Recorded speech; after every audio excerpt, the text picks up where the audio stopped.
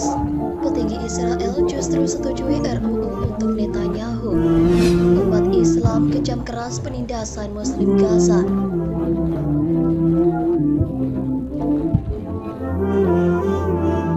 Di tengah gelombang protes, Menteri Israel justru setujui RUU hadiah untuk Netanyahu. Republika.id. Para menteri Kabinet Israel pada Ahad 5 Maret 2023 mengajukan rancangan undang-undang yang akan memungkinkan Perdana Menteri Benjamin Netanyahu mendapatkan sumbangan $270.000 Amerika Serikat atau 4,1 miliar yang dia terima dari seorang kerabat untuk membayar tagihan hukumnya saat dia melawan tuduhan korupsi. RUU tersebut merupakan bagian dari usulan perombakan sistem hukum Israel oleh pemerintahan baru Netanyahu. Padahal upaya perombakan sistem hukum itu telah menuai gelombang protes warga Israel selama hampir 2 bulan terakhir. Sebelumnya Netanyahu telah diadili atas tuduhan penipuan, pelanggaran kepercayaan, dan menerima suap selama hampir 3 tahun.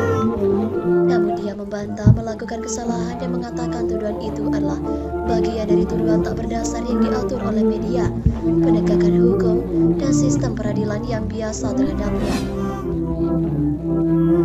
Tahun lalu, Pengadilan Tinggi Israel memerintahkan Netanyahu untuk membayar kembali dana yang diberikan oleh mendiang sepupunya untuk menutupi biaya hukum dia dan istrinya, Sarah. Sarah Netanyahu menjadi sasaran protes pekan lalu ketika para demonstran berkumpul di luar Salon Tel Aviv, tempat dia biasa menata rambutnya. Namun puluhan petugas polisi telah berjaga untuk mengawalnya keluar dari salon dan menjauh dari kerumunan yang mengelilingi dan mencemoohnya. Pada Ahad, Komite Menteri untuk Legislasi menyetujui rancangan undang-undang yang akan memungkinkan pejabat publik menerima sumbangan untuk tagihan hukum atau medis. RUU ini mendapat penolakan dari sejumlah pihak, termasuk Jaksa Agung Israel, yang menyebut RUU tersebut akan mendorong terjadinya korupsi. Sementara, sebuah komite di Knesset juga mengajukan rancangan undang-undang untuk membatasi kekuatan peninjauan kembali Mahkamah Agung dan memberi parlemen kemampuan untuk mengesampingkan keputusan pengadilan tinggi. Sekutu Netanyahu mengatakan perubahan ini diperlukan untuk mengurangi kekuatan hakim yang bukan di birokrasi terpilih.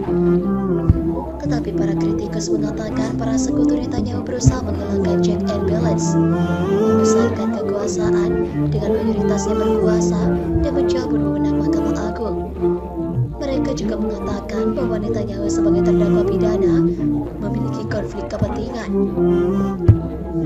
RUU itu sekarang akan diajukan ke parlemen untuk mendapatkan suara pertama dari 3 suara yang diperlukan untuk disahkan menjadi undang-undang.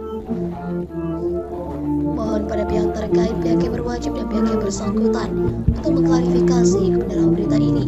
Kami hanya melasih dan memberitakan, Andalah yang memutuskan.